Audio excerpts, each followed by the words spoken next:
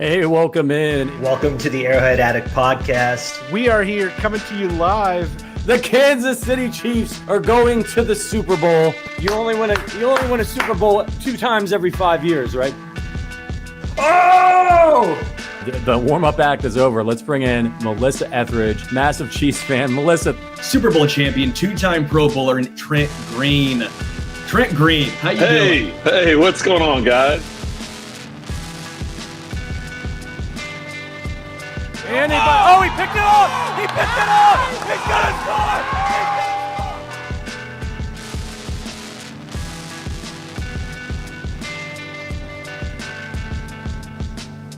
And we'll see you next week. But until then, as always, go Chiefs. Welcome into the Arrowhead Addict podcast. It is the OG Hour. Patrick Allen here with you, as always, joined by the other OG, Adam, the blog father best. How you doing, Adam? What's going on, bro? Just in the process of moving cross country. That's why I said process. Yeah, a little scramble, but that's a big move. Are you shipping stuff, or are you gonna like load up a U-Haul and drive across the country? No, I'm moving stuff, but it's still a lot to coordinate. So yeah, it certainly is. Are you using one of those pods where they just they come and pick up all your shit and then they just drop it off in front of your new house? No, it was cheaper to share a truck. So that's a good idea. Yeah, I'm going with that. Some of the stuff it's cheaper to take. Some of the stuff it's cheaper to get new. And but at least I'm moving to somewhere where I'll get to see the Chiefs play every single year. You know, if you can't be in Kansas City, at least I'll have access to the Chiefs, and I'll contribute to SoFi being more red than blue every single season. That's right. Arrowhead West. So I want to run this conceit by you. So, and maybe the listeners can give us some of their feedback too. This is the lamest topic, by the way, but I don't care. I've been thinking about the podcast, and when we come in and it's Thursday, I usually say welcome in. It's very showy. I announce the name of the show. I say who I am. I say who's hosting with me, all that stuff. And I've listened to some other podcasts where they'll do this thing, and I kind of dig it, where, they're just chopping it up, talking about whatever their day, and then the podcast just sort of comes on in the middle of that conversation that they were having before that. And I kind of dig that format. It's like you're just walking in on us in the middle of a conversation, and you listen for a little bit, and then of course we get on with the show. Have you heard that kind of format used in a podcast before? And do you like it? Yeah, I have. It's kind of borrowing from television, like Breaking Bad. It's sort of a cold open, right?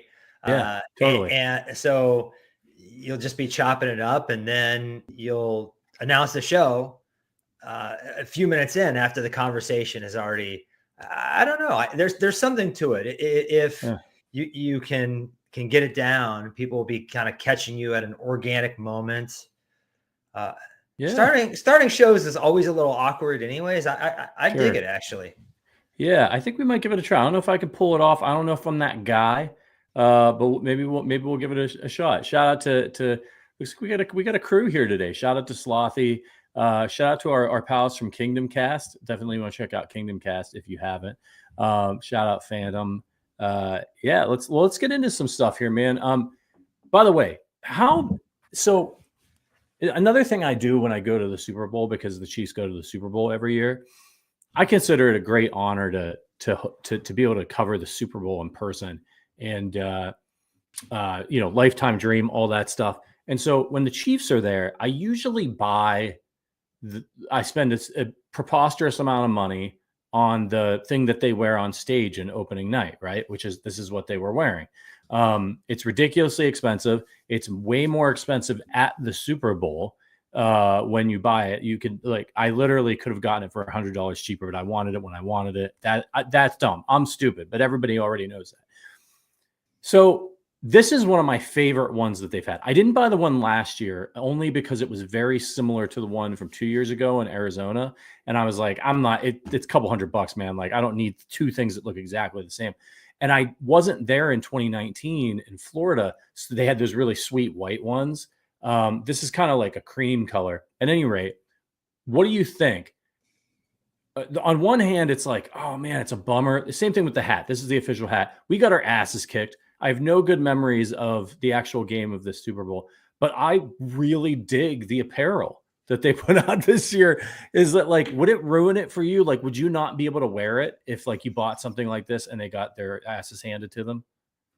It's not a great conversation starter, if people realize what Super Bowl that is, but they probably won't. That's the thing about the Roman numerals. If you're walking around and people are going to see the Chiefs logo, they're not going to see, what Super Bowl it is. So I don't think it's a big deal. And also, the further we get away from it, it was still a great season. They were still the first team to ever go to a third Super Bowl after winning the first two. That's never happened before. So you're kind of wearing a bit of history there, even though the end result was a little embarrassing on that day. The road there was an incredible achievement. So I say, screw it. Keep repping it. It's a cool fit. I like it. Yeah, I think that's what it's about. Like, it bothers me that they didn't win the game, but like, I really dig this one, man. Like, I think it's didn't really win the great game. It is, painting with a very warm brush there. You know what though? We've won so many Super Bowls. That like, I'm cool with. There's a lot of fans out there that would love to be able to just rock the Super Bowl pack, even if their team lost the game. It's just kind of wild that either in Super Bowls, Mahomes and the Chiefs are either the most clutch team we've ever seen, or they get just blown out. They get absolutely boat raced. There's like no in between. There's not like, they're not going to lose by a field goal. They're either going to win by clutch fashion or get stopped. Yeah, I think the Super Bowl, especially for us as Chiefs fans, like it's kind of win or bust, right? But I think that's maybe not the best way to look at it. What a great season. I mean, we won 15 games, could have won 16, made it all the way to the Super Bowl, knocked off the Bills again, won a Lamar Hunt trophy. Like, that's no joke. That's a championship. That's an AFC championship. That matters. Does it, should we be throwing a parade? No, of course not. But like, we accomplished winning the AFC West title. Like, that matters to me as a Chiefs fan, the streak of AFC West titles that we have. So I think you have to put it in its proper context. The AFC West isn't winning the AFC, and winning the AFC isn't winning the Super Bowl, but we should, like, don't allow yourself, only one team goes home happy at the end of the year. Allow yourself to enjoy. Like, if you want to buy the AFC West championship hat because you like it and you're excited about that, like, you absolutely should. Like, this is for entertainment. It's for fun. And so I'm down with it. I remember those days when the proudest thing I had to wear was an AFC West beanie. That was like, the most successful piece of merch you could rock. And now it's totally different. It's like, which Super Bowl gear do I want to put on today? And I think the way to look at it is the NFL is full of underachieving teams and franchises, rosters and franchises. And the Chiefs overachieved last year, maybe more so than any team we've ever seen. They kind of were on their last leg for this roster build, and they just found a way to be clutch time and time again. And at the end, they just ran out of that magic dust. Yeah. So, and I'm going to get real nerdy on you guys here. I'm a big Harry Potter fan.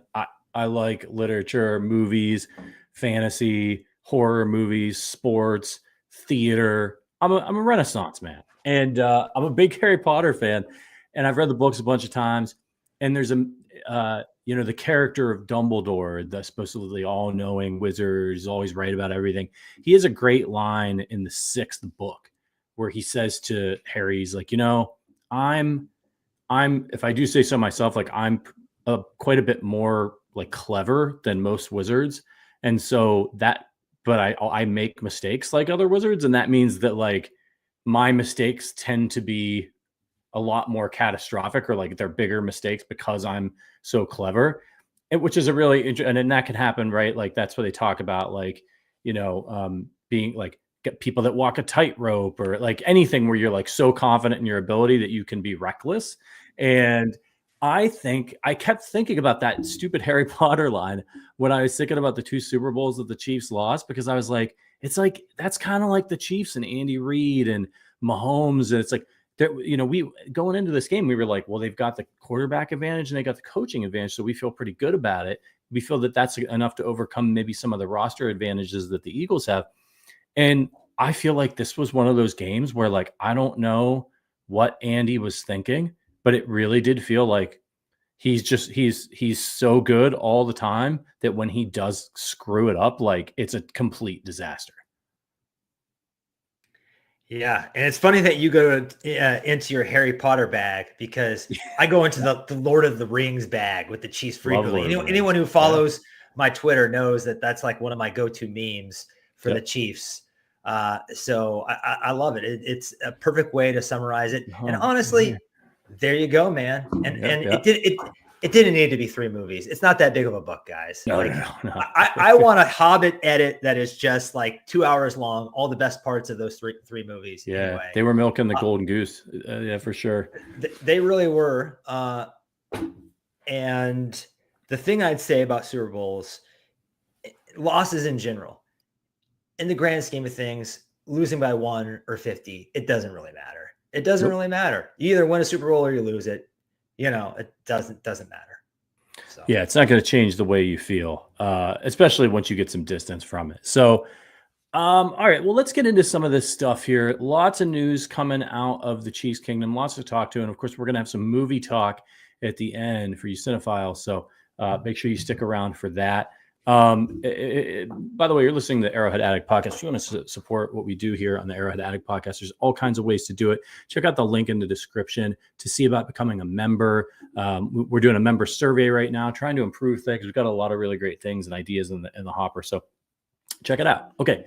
Well, let's start with the Joe Thuney trade. And you and I haven't talked. I've done a show since the Trey Smith Franchise Tag news broke, and I was going to put these as 2 separate notes on the outline, and I thought, you know what, like, you can't talk about one without the other now. So why don't we start with the Joe Thuney trade, though? How surprised were you by this move breaking yesterday morning, and what's your like 10,000 foot view on it? Do you think it was a good move? Oh, I was absolutely shocked. I had never even considered it. I thought they were going to bring him back, probably extend him for 2 more seasons to get his cap hit down. We probably should have considered that, given what they did last year with L'Jarius Sneed. And I didn't get the chance to mention this yesterday, but I think how well the L'Jarius Sneed trade worked out for the Chiefs last year. L'Jarius Sneed was not able to stay on the field. When he was on the field, he didn't perform very well. The Chiefs knew that might be the case, and they got out early, and it didn't feel like great compensation at the time, but now we're looking at the first pick of the 3rd round, and it feels like incredible compensation. So I think they earned some benefit of the doubt there. And even if that pick for Sneed doesn't directly hit, having an extra bullet in your chamber allows you to be more aggressive. So it might lead to you hitting somewhere else where you wouldn't have otherwise hit had you not had that extra ammo. I think that it's better to get out too early than too late. It probably is like 2 years too early instead of 1 year too early, but you never know. You never know when the cliff is coming. It makes sense to pick the 25-year-old over the 32-year-old. And even though I think Joe Thuney's the better player, I think he's the better pass protector. I think Trey Smith isn't a finished product. Yes. And he has room. There's not a lot of room to grow as a run blocker, but I do think there is room to grow as a pass protector. He hasn't played next to, frankly, very good right tackles. I don't know if that's likely to change. My only hesitancy here is if the Chiefs do this and then don't spend, and it ends up just being a way to save ownership money and be very conservative with spending, that's going to make me maybe blow a gasket a little bit. But otherwise, it's kind of like, what's not to like? Even the compensation, I think, like, the Bears didn't have a 4th this year. So I think when you're Brett Veach and Andy Reid and you're going to be here for the next 5 years, if you want to be, take the 4th. Take the 4th. It doesn't matter. Like I said yesterday, the reason why a lot of times they'll dock a future pick by a round. So like a fifth this year is equal to a sixth next year. That's because most general managers are worried about losing their job. They don't know if they'll be here in 2026. The Chiefs don't have that worry whatsoever. So I think right now I'm giving the trade like a B+. I also think it gives the Chiefs the opportunity perhaps to build a more ideal, a more optimal configuration. Maybe they're not going to find a left guard that can pass protect as well as Joe Thuney. It's not possible, but they might eventually find a better run blocker. And I heard today on the Athletic Football Show with Robert Mays that Patrick Mahomes has come to the realization that unlike Tom Brady, it's not the inside pressure that bothers him the most. He sees that coming. It's the stuff that he can't see coming from the edges. And he's made that realization. And I think that's why the Chiefs are prioritizing tackle now. I threw a lot at you. I want to hear your thoughts, Patrick. What do you think? Yeah, well, shout out to Green for saying that with the super chat. It says, Patrick, you're invited to the cookout. I don't know what I did to get invited to the cookout, but I'm extremely excited. And please let me know what you would like me to bring. And apologies in advance for whatever I'm going to say in the next 45 minutes to get myself disinvited from the cookout. I'm with you, man. This was not a popular move, and I'm a little bit mad at myself because I had this in the back of my mind like a week ago. Like when I found out about the Trey Smith extension, I was like, or not his extension, but the franchise tag. I was like, well, maybe they'll trade Joe Thuney. And then, like, when you think about it, more of us should have saw it coming, right? He's 32 years old. He's on the last year of his deal. He's very expensive.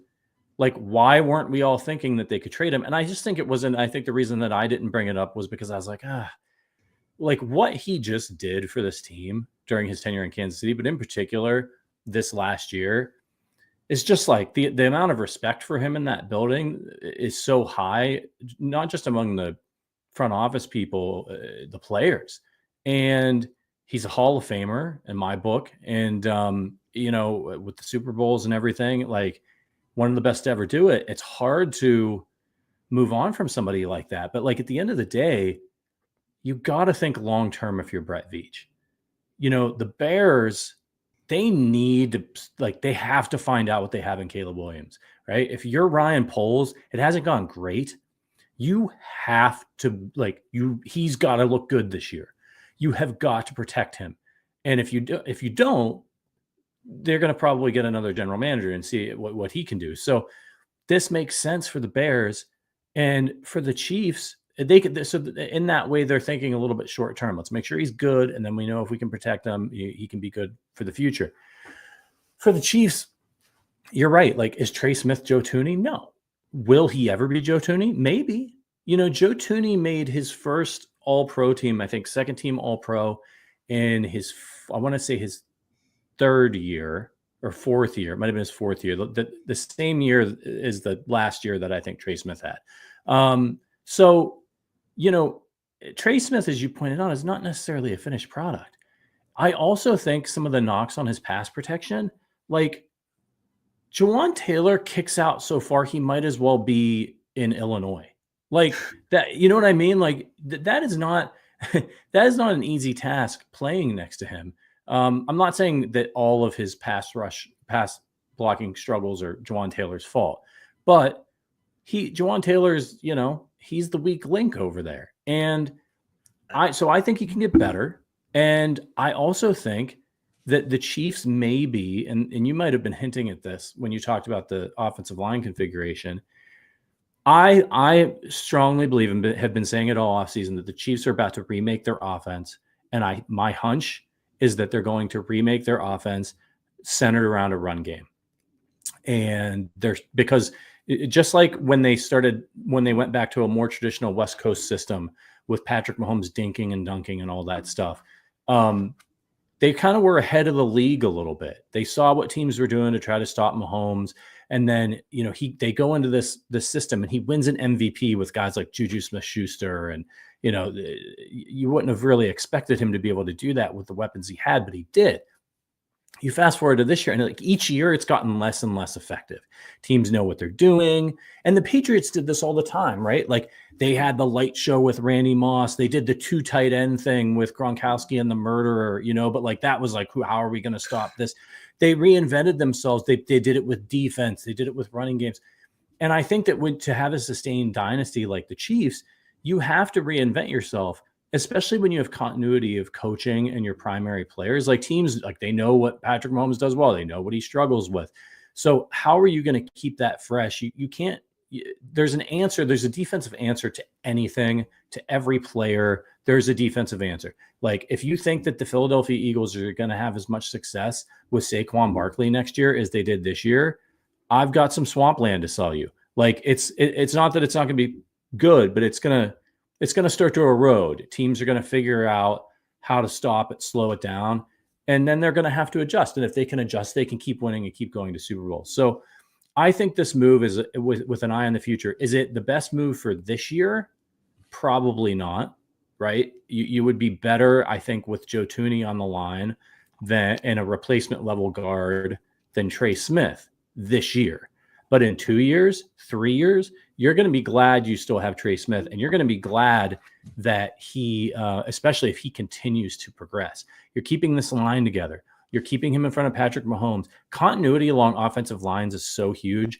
Joe Thuney's on his way out, and he could fall off that cliff at any time. As great as he is, he could fall off that cliff. It felt like Mitchell Schwartz was going to play forever. He had the Iron Man streak, all that stuff. We thought we were going to get a lot more out of him. He was done. Back problems, over. So it was the smarter move, even though you were giving up a better player. And as far as the draft pick compensation, they can now trade that pick. They can trade it this year if they want. So it gives them a little bit more flexibility. It's going to give them cap flexibility. The cap went up. They're going to extend Trey Smith, hopefully this year. And then now they got to go to work on, and I'll say, the last thing I'll say, and we both talked for a long time on this one. If they do move Kingsley Suamataia to guard and he works out, it's an all-time save, because right now the Kingsley Suamataia draft pick and trying him out at left tackle and thinking that he could be your starter this season is an all-time bungle. It may have cost you the Super Bowl. So if they salvage it by making him even just an average left guard, and they're able to solve their tackle problem, and they move on from Jawan Taylor and free up cap space, and they remake this offensive line, this is a massive win to be able to keep Trey Smith. People a week ago, people were flipping out because the Chiefs franchise tagged Trey Smith, and they're like, too much money, you can get guards, blah, blah, blah, blah, blah. And now they're freaking out because they traded an older, better, expensive guard. I don't get it. I think it was a shrewd, smart business move. Yeah. I have a lot of thoughts that you kicked up there. The first is that trade, the extra draft pick compensation next year. The Chiefs don't really have enough picks this year to use this year's picks to move up. And sometimes they like to move up, especially in the first round. They have a certain amount of guys who they have first round grades on. And we've seen with Xavier Worthy and Trent McDuffie, if they have a chance to get one of those true blue chip players, at least that they feel are blue chip players, if they get in striking range, they'll move up and get them into the 20s, because they know they're always going to be drafting in the bottom 4. And that's a glorified second round pick. So yep. That's the first thing. The second thing is you're talking about making a running back either a central part or the central part of the offense, at least until it forces defenses to change the way they play Mahomes. Well, if you look at yards per attempt by quarterbacks last year, these are the top 5. Lamar Jackson, the threat of Derrick Henry, Jared Goff. You got Sonic and Knuckles back there. Crazy. Yeah. Brock Purdy. He's got Christian McCaffrey and 10 other running backs better than anything we had. Jalen Hurts, Saquon, Jordan Love, Josh Jacobs. You can even keep going. Sam Darnold, Aaron Jones. The list goes on and on. There's a huge correlation between the threat of a running game opening up the deep passing game. So I think if the Chiefs want to bring back, stretching the field, the first thing they're going to have to do is make defenses fear their running game. And right now, yep. Vic Fangio had zero fear of their running game. With Jawan Taylor, there's another aspect that I hadn't thought of until now. With so many eyes in terms of referees being on Jawan Taylor and penalties, maybe that's why Trey Smith gets more penalties than other guys, because he's right next to the guy that all the refs are always watching. I don't know. There might be something to that. And then the last thing I think that I thought about, we've already done Lord of the Rings. We've already done Game of Thrones. I mean, not Game of Thrones, Harry Potter. This is Game of Thrones. And for me yesterday, it was my Ned Stark moment. It's basically anybody can go at any time for this franchise except Patrick, Chris, and Travis. Literally, if they just traded Joe Thuney and L'Jarius Sneed in back-to-back years, nobody is safe. So I think we have to be prepared for this to be a continuing trend. And we've seen other really good players walk out the door, Charvarius Ward, the Honey Badger. Like, you can't keep everybody. And you're better off keeping, like, Trey Smith. They were just talking about how he was going to reset the guard market. And now everybody's like, he's not really that good. I think it's all wrong-headed. I think people are wrong about Trey Smith. I think he's an excellent player. You listen to Jeff Schwartz, Mitchell Schwartz, like anybody who watches the Chiefs on tape, Brian Baldinger, like they rave about Trey Smith and what he can do. And if the Chiefs do want to build their offense around a power running game, especially running up the middle, which they were doing very successfully with Kareem Hunt when everything went to shit earlier in the year, and then they weren't able to sustain it because of the protection issues. And then they had to move Thuney outside, right? And so that stopped being as effective up the middle. Kingsley Suamataia should be a really good run blocker for them.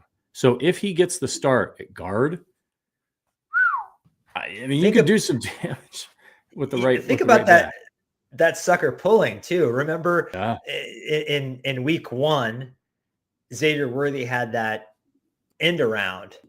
And you saw Kingsley, man, he was really getting downfield. Yeah. And we know Creed and Trey are good in that regard. Another name that I'd throw in that's high on Trey, even if PFF and some of the other analytics people might not love him as much, is Brandon Thorne of Trench Warfare. There might not be a better O-line expert out there, and he loves Trey. So there you go. He's a good player. He's a really good player. I think he has all pro potential. He's been a Pro Bowler now. Let's sit back and see how this works out. But I think, 3 years from now, even 2 years from now, we're going to be glad that the Chiefs made this move. Look, that means they still have to solve. They better be right. They were wrong about Kingsley at tackle. They better damn well be right about whatever their plan is for guard and what they're going to do at the tackle position. Let's move on to what the title of this episode is about, and that's, of course, the potential for a DK Metcalf trade. I've been on the DK bandwagon, ever since there have been trade rumblings about him in the last couple of years, and I think he would be the perfect fit for the Chiefs. I love him. I know it's a lot of draft capital. He's going to be very expensive. I don't think but people are like, you didn't pay Tyreek Hill. Well, like, he's not Tyreek Hill. He's a really good wide receiver, but he ain't Tyreek Hill. What do you think as teams continue to load up, the Ravens getting a Derrick Henry, the Eagles going and getting Saquon, the Chiefs always shopping at the Dollar Tree, trotting Juju Smith-Schuster's corpse out there. Like, is that appealing to you? Rashee Rice, Xavier Worthy, DK Metcalf, Travis Kelce? Stylistically, it's a perfect fit. You got your X, you got your power slot, you got your Z, you got your tight end that's versatile, your move tight end. The configuration fits really well together. It interfaces well. I just am not in on how much draft compensation it's going to take along with the contract. It's just going to be too steep of a price for me. And first of all, if we were going to trade for a jacked Ole Miss receiver, there was a better one available 2 years ago. So if you wanted, there was somebody who's as good as Tyreek Hill available a couple of years ago. And I think the Chiefs called on him. And maybe the price was too rich for their blood. And that could be the situation here too. Say who you're talking about for people who might not. I'm talking about AJ Brown. The Eagles traded for AJ Brown, a first and a third, a couple years ago during the NFL draft. AJ Brown himself said the Chiefs inquired. So take that with a grain of salt. But I like DK Metcalf. He's what they haven't had. He's kind of like a big vertical explosive player who can go get the ball. Just a really fun player to watch. I think why I'm out is this. The Chiefs spend a lot of money on offensive line. They're probably going to splurge on a left tackle here, which means they're going to have like 4 players who are highly paid, right? Even if Creed, his contract doesn't get bigger until the future, and they're going to get Trey Smith's cap number down. I know it's at 23 right now. He'll probably play on 10 this year once they sign his contract, and it'll get bigger in the future.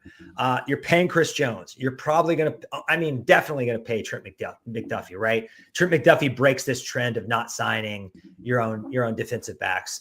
And then you have Patrick Mahomes and his gargantuan contract. So how you're paying all these other premium positions? Where is the one that has the surplus of talent in the league and coming out every year in the draft? That's receiver. And the Chiefs, frankly, I'm worried about the Chiefs drafting tackles, offensive tackles. I'm a little worried about the Chiefs drafting defensive line, but through trial and error, it seems like they have figured out how to evaluate and draft the right receivers.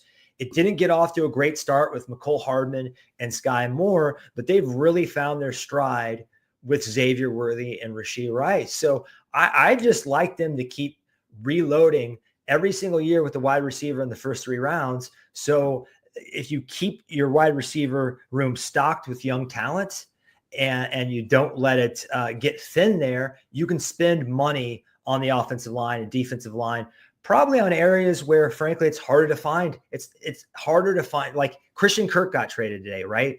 It's just harder to find an offensive tackle or a good pass rusher than it is a wide receiver that can step in and play. Now, I think their wide receiver rooms have not been good enough these past few years. So I'm with you there. I just don't know if this is the best team building decision for them. But I want to hear the DK Metcalf case from you. Yeah, man. I just think I think he's a true alpha, and I don't know that Xavier Worthy or Rashee Rice are that, but I think pairing him with those guys. I mean, you see what a team like the Eagles have with Devontae Smith and AJ Brown.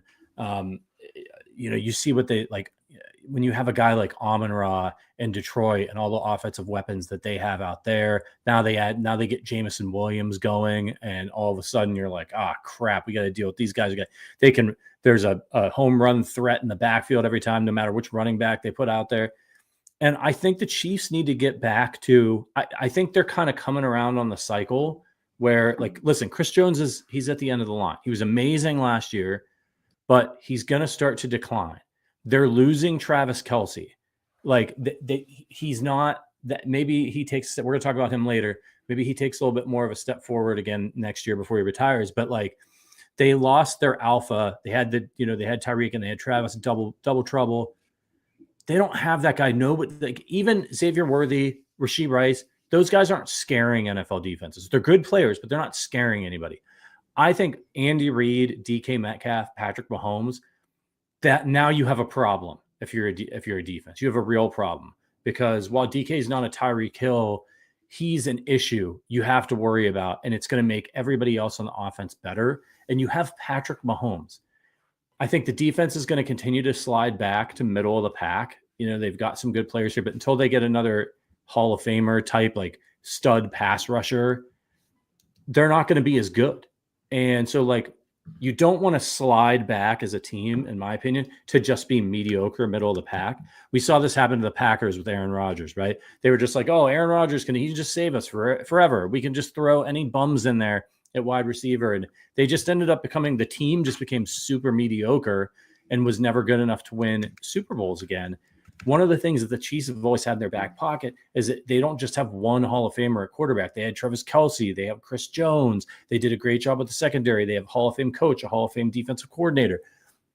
So going after and getting, like, if they can't fix the tackle position this year, if they're going to do a stopgap, then I think that they should use some of that draft capital and get DK Metcalf. I don't think he's going to go for a first-round pick. I know that it was put out there though the Seahawks want a first and third. Yeah, I want my 9-month-old to sleep through the night for a week straight. It ain't happening. Like I don't think that a team is gonna, because they have to pay him as well. They're not gonna give a first and a third. I think the Chiefs could get it done for like maybe a second and some change. And I like, given the fact that they have this really early third round pick this year because of the L'Jarius Sneed trade, I'd throw it up. Like I would throw it up, lock that guy in, because he can like sort of absorb the vacuum left offensively, money wise, by Travis Kelce's departure.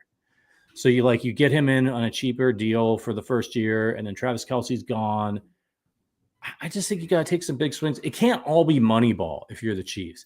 And they've been aggressive before, right? They traded a first round pick to get Orlando Brown Jr. They traded a first round pick to get Frank Clark. Like there are some smart moves to make. And as you pointed out, they haven't had a great track record of drafting tackles. And it's not a guarantee that if you go and get a tackle that they'll be the guy that you need. And you don't know that they're going to be good right away. So if you're going to trade a bunch of draft capital, go get me a sure thing. And if you can't get me a sure thing veteran, tackle, give me DK Metcalf and put him with Patrick Mahomes. And let's go back to scoring 45 points a game. It sounds like they're going after Ronnie Stanley. There's a lot of smoke. There's a lot of smoke around that. It worries me because he's mysteriously healthy finally in his contract year. He's over 30s. He's 31 or something, but by far he's the best left tackle on the market. So I get it. Part of the way I'm operating here and saying no to DK Metcalf is just, I think Clark Hunt's cash budget limitations aren't going to let them do Ronnie Stanley and DK Metcalf. Now they could, they definitely could if they wanted to get really aggressive, and they probably should do something like that. But I just don't know if ownership has the appetite to kick the can down the road that much to make that happen. But I'm sitting here like looking at his reception perception profile. He beats man at like 80%. Maybe a little bit better some years, maybe a little bit worse some years, but that's what the Chiefs don't have. I love Xavier Worthy. I love Rashee Rice. Both of those guys, to some extent, are scheme guys, manufactured touch. They're better, probably zone beaters right now than guys that can go out and run big boy routes and just dominate press and get open downfield. DK Metcalf would give them somebody outside that looks totally different and can really, in any moment, beat any corner in the league. And in terms of the compensation in form of draft picks, AJ Brown, who I think is a better player, I don't know if it's 10 or 15% or whatever, but he got a first and a third 2 years ago, right? And now that DK Metcalf's 2 years older, they're not going to get that. I also think there's been a little bit of a correction in the wide receiver market. You're seeing these trades that are coming through now for like Deebo Samuel getting a fifth. Now, I like DK Metcalf better than Deebo Samuel, but if Deebo Samuel's going for a fifth, you can't tell me DK Metcalf's going for a first. There's been a correction, and we're seeing this too. Like, what did Christian Kirk go for today? A sixth? A 2026 seventh. A seventh. So you've seen what Amari Cooper has gone for, DeAndre Hopkins. DK Metcalf would be the best get of all those guys. But yeah, you can't pay more than a second. I'd even consider like maybe a third this year and a fourth next year. I don't know if Seattle bites on that, but you're kind of talking me into it as long as the Chiefs are willing to pony up the cash and not neglect anything. Yeah, they've got to. Clark Hunt's got to spend some of that guaranteed money to make it work. They got to use void years. They got to use all the tricks that the Eagles are doing because yes, the Chiefs can continue to win by playing money ball and relying on Patrick Mahomes, but do they have to? Do they have to always? And I think I'm hoping that like Clark Hunt's a proud guy, I'm sure, right? Like that hurt everybody, that loss. And, there's sometimes when something doesn't go your way like that, you're like, maybe if you have you're very strict on your finances or whatever, like maybe Clark Hunt's like, you know what? Like that sucked. I don't like that feeling. I want revenge. Go ahead, Brett. Like we're going to put a little more money in your piggy bank this year. That is a great point. I'm just imagining Clark Hunt at the Super Bowl watching Jeffrey Lurie, the most fiscally aggressive owner in the NFL, holding the Lombardi trophy. That had to register like, maybe we do have to reevaluate how we build a little bit. Maybe the Eagles have shown that everyone wanted to use the Saints as this cautionary tale. I think there are actually some reasons we shouldn't use the Saints as a cautionary tale. First of all, COVID, nobody was expecting a precipitous drop of the cap. Yeah. The Saints certainly weren't. And also the Saints are reckless trading draft picks. They're downright reckless trading draft picks. And the Eagles just are a smarter, sharper operation that have shown a better path to manipulating the multi-year apparatus that is the salary cap. So I'm hoping he took note and said, I'm only going to get, my family, the Hunt family, me, my daughter, my father, there's only one Patrick Mahomes, and we got to squeeze as much out of this era as we can, because so far, I don't know, like spending wise, that you really can say that's been the way they've approached Patrick Mahomes. No, man, give him another 10 years on his contract. I don't care if we don't win a game for like after Patrick Mahomes retires. I don't care if we go winless for a decade. Don't care. Like I'll be like the Patriots 50s. Now. You'd be fine with the last 5 or 6 years of the Patriots. Who cares? We'll figure it out. Like, and if we stink for a while, well, we stunk my whole life. This is it. This is it right now. Like, give me 20 years or 15 years of the Chiefs on top. Spend the money. Clark Hunt, he ain't getting any younger either. Spend, Clark. You might not live as long as Robert Kraft. Spend now. Shout out to Saflip for the super chat. Says, just to be fair, Eric Fisher didn't exactly play like the number 1 overall pick throughout his entire rookie contract. He was a late bloomer. I don't think he ever played like a number 1 overall pick. He was a really good player, but you know what I mean? That was go back and look at that draft. It was bad. It was a bad draft. Yeah. But the point stands that a lot of tackles don't really develop until year 3, 4, 5. It takes some of these guys some time. So I don't know. I don't think Kingsley Suamataia is permanently necessarily done at tackle. I mean, maybe he is, but that's a good point. Yeah, they could have taken Lane Johnson though. He was in that draft, but like, yeah, I mean, you look at that draft, Kyle Long, you weren't taking a guard at number 1 overall. Desmond Trufant was in that draft. DeAndre Hopkins was in that draft. Yeah, but D-Hop went kind of late, right? He went 27 in the first round, late in the first round. Darius Slay, Geno Smith, Lev Bell, Jamie Collins, Eddie Lacy. You actually know who should have went number 1 overall in that draft? TJ Watt? Travis Kelce. I mean, not TJ Watt, JJ Watt. Was JJ Watt that year? I don't think so. No, Travis Kelce. Travis Kelce, pick number 63 in the 3rd round, tight end out of Cincinnati. That, like, you would take him, right? Is there anybody that I mentioned that you would take over Travis Kelce? Now that you know what you know, the greatest tight end who ever lived. I don't think there is. Is that the best? Is that the best draft pick in Chiefs history when you consider best value? Not the best draft picks, Mahomes, but best value. I guess Tyreek would have to be up there, but Tyreek didn't stay in red and yellow for as long. They got like Jamal Charles in the 3rd round. That was really good value. I still think Kelce's a better pick than Jamal Charles, though. For sure. But like, I'm just thinking about like value picks. I mean, Trey Smith is a huge home run as well. Yeah, that's insane. I mean, L'Jarius Sneed was a great one. Oh, Tyreek Hill, I think they took him in the 5th because of the character concerns. Wasn't years long, but yeah.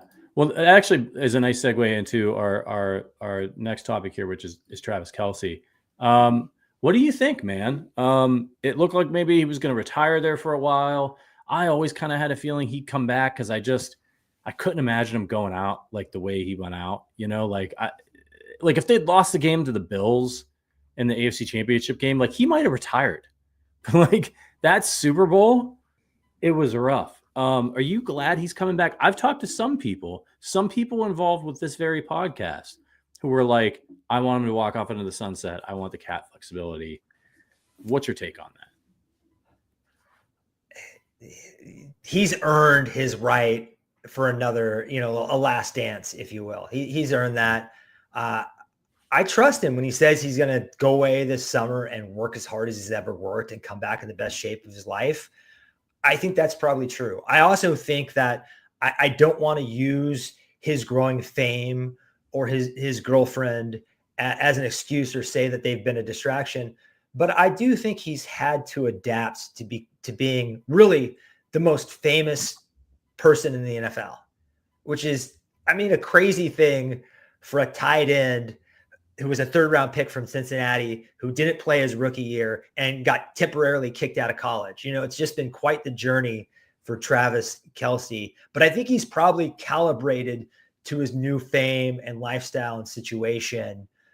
Because, Travis Kelce has gotten to the point where this is like Brad and Angelina famous. Like, you can't go to the grocery store now.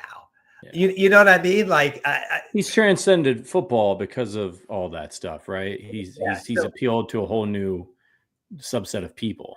So I think that's and I think he's the kind of guy that can thrive in that situation. Likes the spotlight, doesn't shy away from it. He eats it up, but it has taken some time to probably calibrate. I would like for them to do something with his contract. I think that's a pretty big hit for the player he is. Probably in 2025, I'd like to see a little void years or them to get creative there to allow Travis Kelce to do his kind of goodbye tour and go out on his own, in his own way without it really hurting the team's salary cap situation. So hopefully they can find some kind of compromise there. But who are we to kick Kansas City's favorite son, Travis Kelce, off the roster and out of the city? He's welcome as long as he wants to be here. Yeah, and I think the thing with the void years is like, I'm pretty sure like if they do a void year, like that's it, he's done in Kansas City. Like he can't. I don't know. I'm not a cap expert, but like the idea, right, of the void year is you're not going to be on the team during the void year. So, but they could do it, but it would be kind of like, that's it. He's going to retire or be playing somewhere else. I think. Oh, I never want to see him in another jersey. Yeah, no. Seeing Joe Thuney wear another jersey, he's already worn one. Seeing Tyreek Hill, it stung a little bit. I never want to see Chris Jones, Patrick Mahomes, or Travis Kelce in anything but red. That would kill me. No. Yeah, absolutely. Unless it's white and red. Listen, man, I think that people have lost their minds a little bit.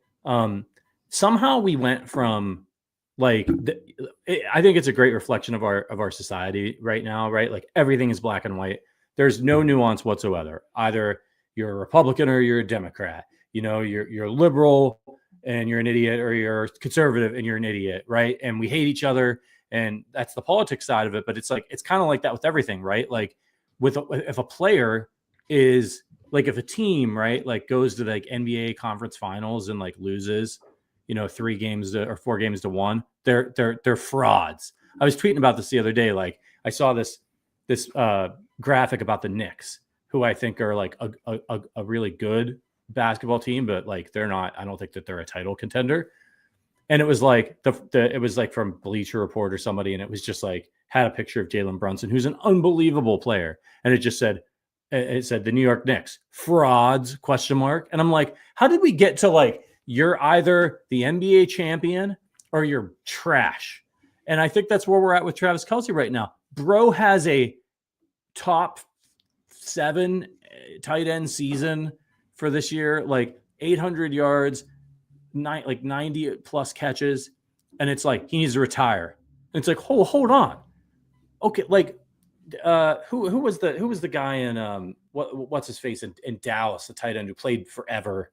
Jason Witten. By the end, man, he could barely run. He probably couldn't jump over this notebook But, sure.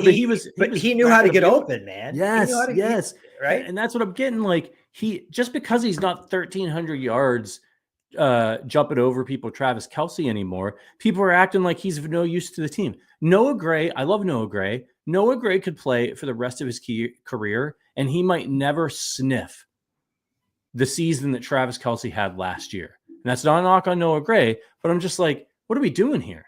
And I've been saying this on the show. You see this all the time with guys as they get older. If you go and you look at the stats of some of your favorite, like it starts to trend down. They have a couple bad years, and all of a sudden, they'll just have like this one more good year, like really good year, and then it goes back down. And I think that's where, like, when you're a guy like Travis Kelce, like, let's be honest, he likes to have a good time. And I don't think he was out of shape or anything this year. But if you want to do if you want to keep being Travis Kelce as we've known him well into your mid to late 30s, you have to be like Derrick Henry. Henry. I was just thinking that. Can he move in with Derrick Henry for the offseason? Like, and spend that money and do his recovery diet, all that stuff? He spends like hundreds of thousands of dollars. LeBron James is the same way. He's been doing this forever. He like hyperbaric chambers and all this stuff. And like, there's a difference between like Travis Kelce being out of shape and Travis Kelce working out and Derrick Henry and LeBron James. And I think that I'm going to go on the record right now. I'm going to make a prediction. Travis Kelce is going to have over 1,000 yards receiving for the Chiefs next year.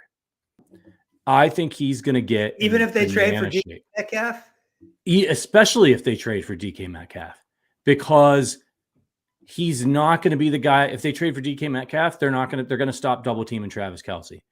It's going to take half the season for everybody to realize that Travis Kelce's back, so to speak, right? And then they might start doubling him. I just think that was part of the calculus this year too, man. Like, who were you worried about if you were a defense? Rashee Rice was gone, right? You had Juju Smith-Schuster's corpse for like a game, and then he was out. Xavier Worthy didn't know what the hell he was doing. He was catching swing passes and taking handoffs out of the backfield for most of the season. Like, they were doubling the crap out of him, and he's like 35 years old. Like, of course he's not going to put up a crazy season. He's not like, so it's just, I think the whole thing's bananas. Obviously, he's slowing down. He's not as fast or as shifty as he used to be, but he's got all the stuff upstairs. And if he really commits himself, he's a professional athlete.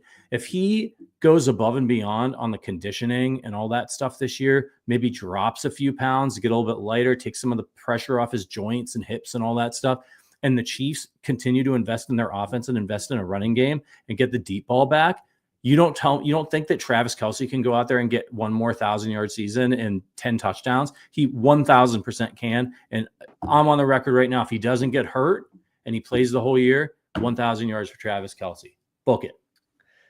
Part of me was like, Trav, just take a year off totally from drinking. Do a dry year. But then I think back to guys like Lawrence Taylor. Some of those guys needed to kind of party and be wild to bring the edge that they brought to the LT was drinking in the locker room halftime. Yeah. Like guys, that's like their can of spinach, Popeye's can of spinach. Like, you can't take away, you don't want to, I think if you take away the booze, you take away a little bit of Travis's swagger. But yeah, I agree with you. I heard a story about Lawrence Taylor that they found him in a hotel room on drugs, drunk, butt naked, about 2 hours before the game. He was still under the influence. I mean, when they took him out of that hotel room, he could barely walk. They got him to the stadium. They gave him coffee. They gave him an IV. He went out there and had 4 sacks that day. You know, like that dude was different. But I'm not saying Travis is like that to that degree. But I do think the way he lives and carries himself gives him the swagger and confidence and panache that he brings onto the field. I'm with you with the discourse too, man.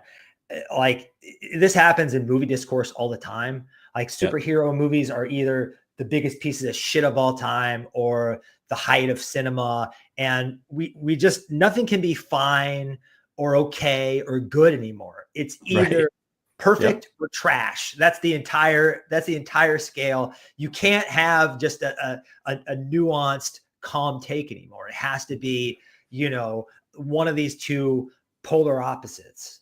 Yeah. It's crazy. I like some of the people that Cassie's pointing out in the chat, like Mahomes had to deal with a lot this year. The birth of his third child, his house got robbed. Like, I know that is it easier for Patrick Mahomes to block out distractions, like family related distractions like that, than somebody like me, because of the resources that he has? 100%. But as somebody who has a 9-month-old right now, and it's rough, man. Like, I do not feel like I've gotten my bearings back at work yet. My focus is shaky. My priorities are different. The amount of time I spend after hours work stuff is different. Like, I don't sleep. Like, he still gets up in the middle of the night and shit. And like, I was up for an hour last night with him, and then an hour staring at the ceiling. Like so I don't work out in the morning. Like, I'm putting on a little bit of weight. I mean, it's rough, man. And Patrick Mahomes, as far as I can see, is a very invested dad. Yeah, he could pay for nannies and all that stuff. But like, it's hard. Like, these people aren't like immune to distractions and all those types of things. And so I think, like, if they were going to lose that Super Bowl, I'm glad they got their asses kicked, because sometimes you really need to recalibrate and reset and refocus and understand what the stakes are, and that you're not just maybe, a couple plays away from achieving the goals that you want to achieve. And so, good. Like, if we're going to lose, I want pissed off Patrick Mahomes. I want refocused Travis Kelce, Chris Jones, Andy Reid cooking up new shit because he's like, I need to get back in the lab and clown the NFL one more time. Like, get Spagnuolo, same thing. Like, yeah, sign me up for it. Let's go. I'm with you, man. It's better to get the message than to. I mean, if they lost by a field goal, you think they trade Joe Thuney? You think there's the need for a major shakeup? I think this expedited Mahomes 3.0 because it just felt like on that Super Bowl night that was the definitive end of chapter 2 of the Mahomes era.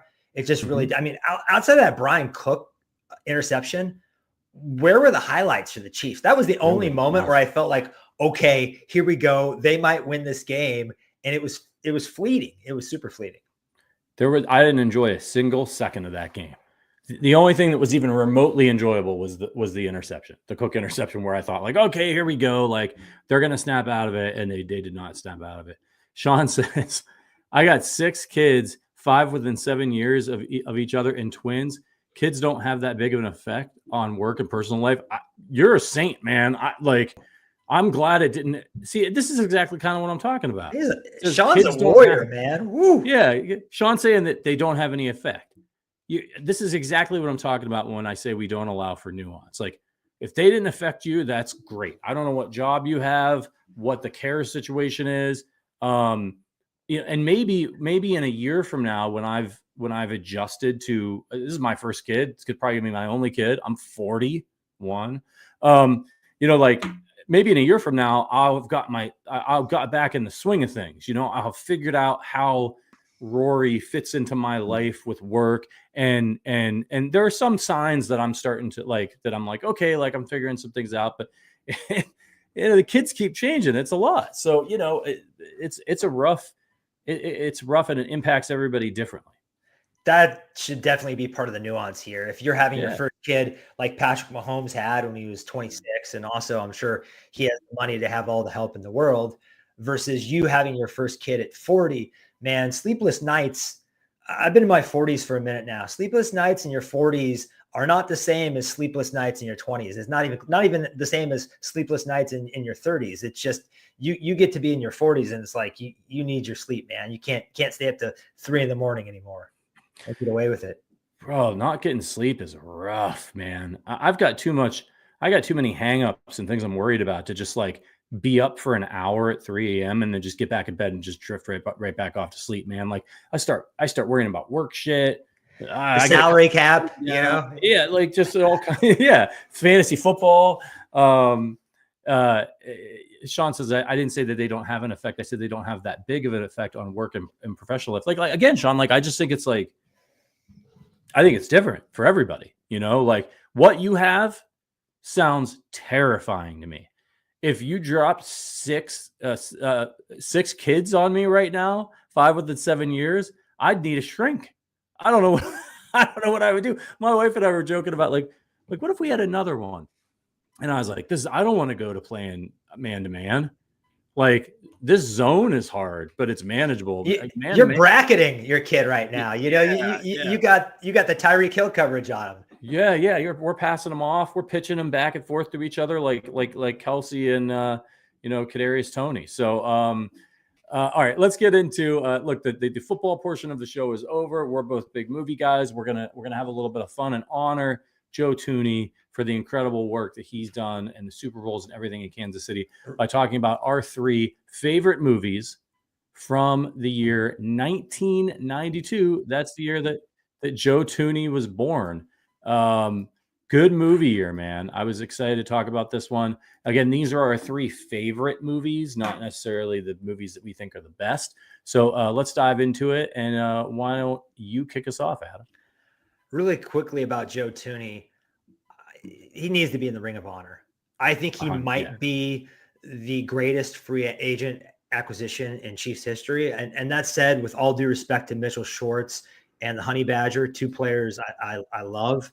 I just think this guy came in at a time where their offensive line was in shambles and needed a new veteran leader. He came in, he was the anchor. He mentored Creed Humphrey and Joe Thuney, and the Chiefs didn't really have the Super Bowl hangover people expected them to. They were in overtime with a chance to go to the Super Bowl, and then they went to the next 3 Super Bowls and won 2 of them. So cannot appreciate him anymore. With that said, what a year. There's stuff like Glengarry, Glenn Ross, Unforgiven, The Player, Deep Cover. None of that stuff's making my list or your list. Number 3 for me is Kronos, a foreign film by director Guillermo del Toro. It is kind of a vampire movie. And I just love Guillermo del Toro, the guy he's done stuff like Pacific Rim, Pan's Labyrinth. The list goes on and on. I'm just a huge fan of his and dig this film a lot. I find it pretty easy to revisit. He's really, a legendary director. So Shape of Water, best picture, right? Yeah. Incredible director, visionary. I love it. You mentioned Glengarry Glen Ross. Man, I'll tell you what, like as a theater guy, if you like acting, that's a must watch. It is because it's all acting. Like the plot is not really particularly compelling.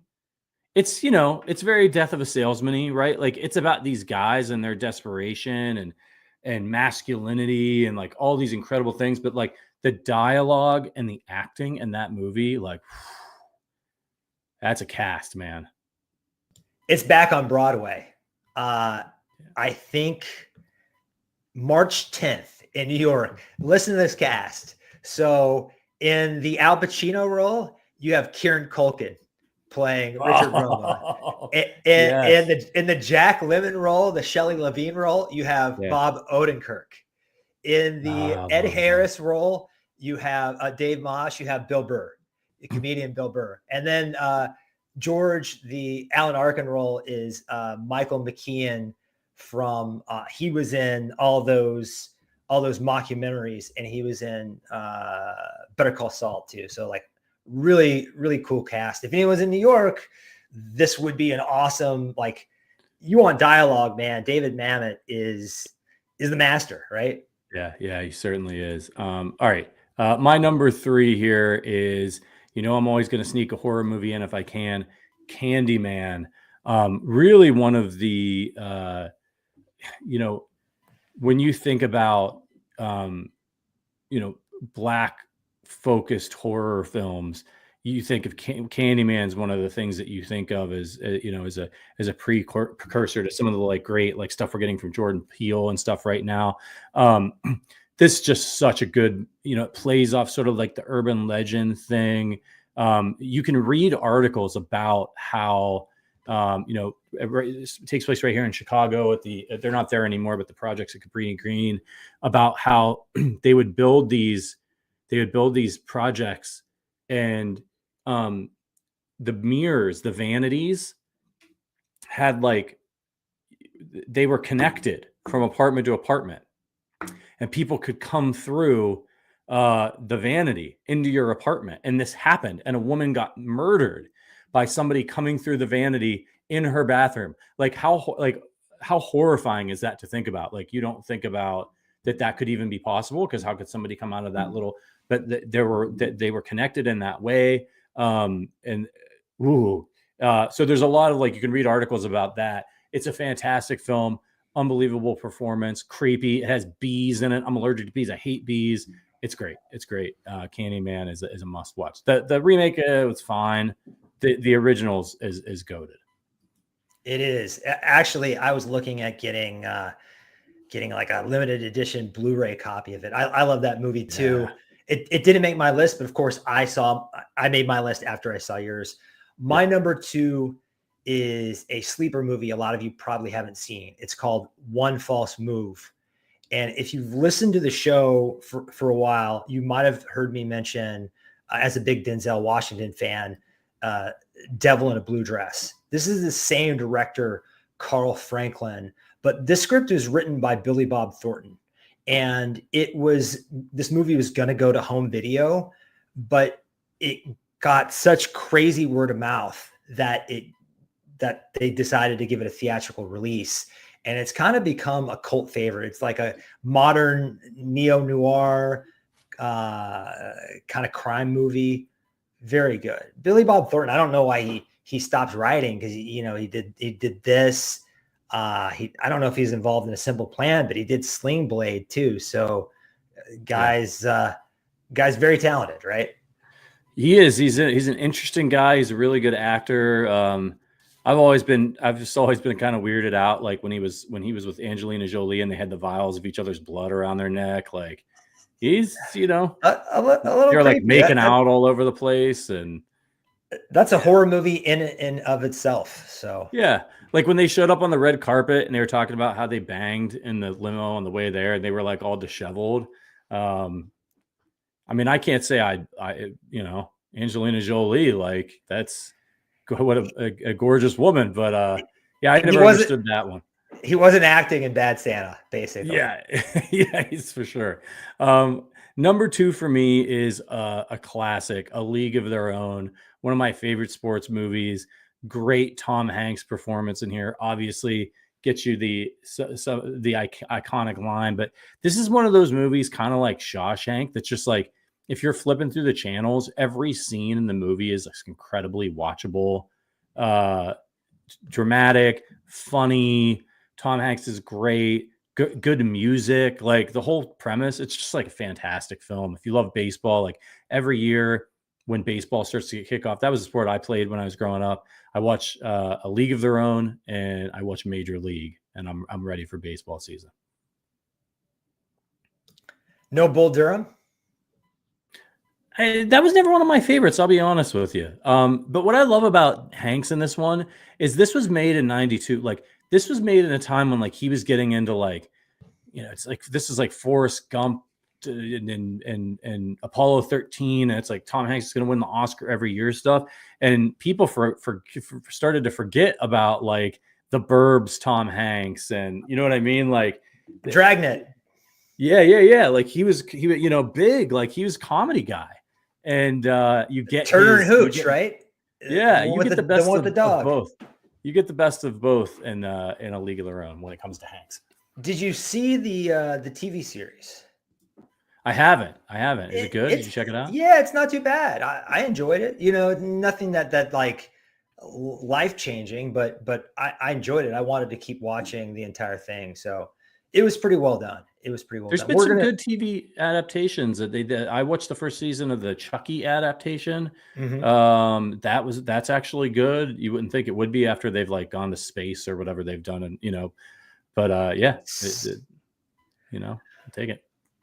We are going to stick with sports here. And I mentioned Bull Durham, which is another one of my favorites. It is the same writer, director, Ron Shelton. White Men Can't Jump. I mean, honestly, this is, and I have a long list of favorite movies, but this is in my top 20. This is a movie that I have probably watched, I don't know, 40 times, something like that. One of my favorite cuts in the history of cinema is when, you know this movie kind of well? Yeah. So he's trying to get his wife on the Jeopardy lot or his girlfriend, Rosie Perez. She's been studying for Jeopardy, foods with the letter Q and all that. And Wesley Snipes, who's his kind of like 2-on-2 street ball partner, he helps him out, goes and talks to the security guard, another ball player at their court. And if he makes basically a full court shot, they will get Rosie Perez on the Jeopardy show. If he misses it, he loses his car. So he goes to this there's more to it than that, but that's the gist of it. So he goes to the other side, does a hook shot, because they say, I guess they tell him he has to do a hook shot too. I'm butchering the story. And the point of it is he nails this almost full court shot through a chain net, and you hear that sound, and then it bleeds right into the Jeopardy music. And it's just like, yes, I really did not do it justice here. We've been going for an hour and something, but just watch the movie. Don't like watch my drunken retelling of it, even though I'm not drunk. That sound, you're right. The chain nets are so cool. And a lot of people may not know this about you because you started a football website and all that stuff, but you were a big NBA fan back in the day. Maybe not quite as much these days as you were, but you used to be a big Pacers fan. Yeah. The thing about the NBA, when you get in more into adulting, it is hard to keep up with those 82 games a year and all the playoffs. And I'm kind of this about me too. I'm kind of a obsessive hardcore guy. When I go at something, I really go at it. Yeah. And I'm kind of a completionist, and it's just hard to be that way about the NBA. I used to always have the Pacers on the background, and it just couldn't keep up with it when I got to a certain age. And I do just enjoy, now that I don't really have a team, every once in a while, just sitting back and watching the sport. It's a beautiful sport, man. It's kind of one of a kind. Fast paced. I love watching basketball. All right, number one for me was my introduction to Quentin Tarantino, and that is, of course, Reservoir Dogs. I don't want to say it's an underrated movie, but I feel like it's underrated in regards to Tarantino's works. You hear a lot of people talk about Django. And this movie, I knew I was watching something special, like right when the movie kicked off and they're in the diner having breakfast, and the dialogue just crackles on the screen and it moves and it's like a play. And again, I'm a theater person. I hadn't done a ton of theater at that point when I first saw the movie, but it's just so really the whole, one of his other movies that I love is probably my second favorite Tarantino movie is The Hateful Eight. And both of them are essentially stage plays. They do go to some other locations, and there's a little bit of action in Reservoir Dogs, but for the most part, you could do it all on stage. And this movie about these bank robbers these robbers trying to pull off a jewelry heist, and you've just got a fantastic cast. Tim Roth, probably one of the most underrated actors ever, who's absolutely incredible. Harvey Keitel, who pops up in a number of iconic roles in Tarantino films as Mr. White. Michael Madsen, in one of the most psychotic performances in the history of cinema.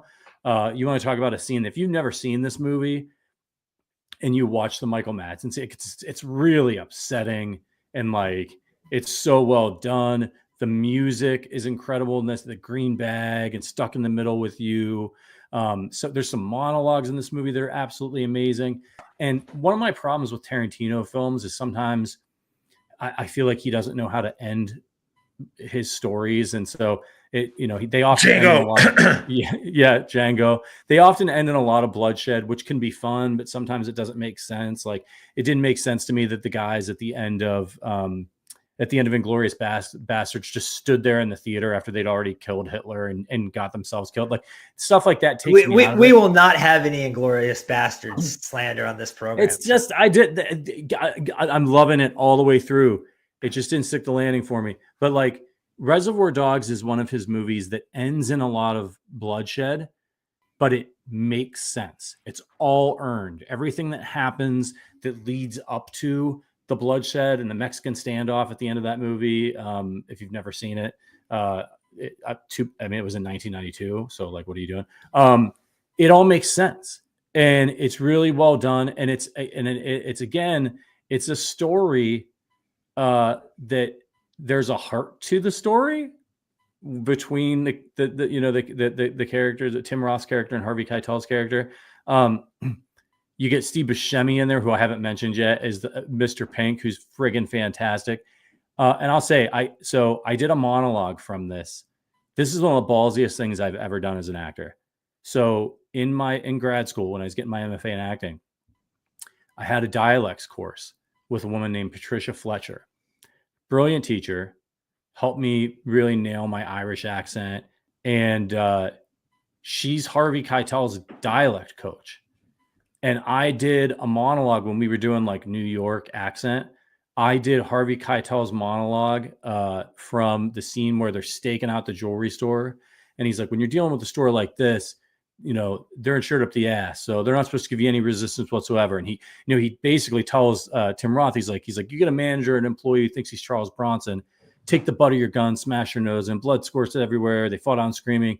Now he's like, if you get a manager that does give you static, he probably thinks he's a real cowboy. So you got to break that son of a bitch too. And he's like, if you want to know something he won't tell you, cut off his finger, the little one, then tell him his thumb's next.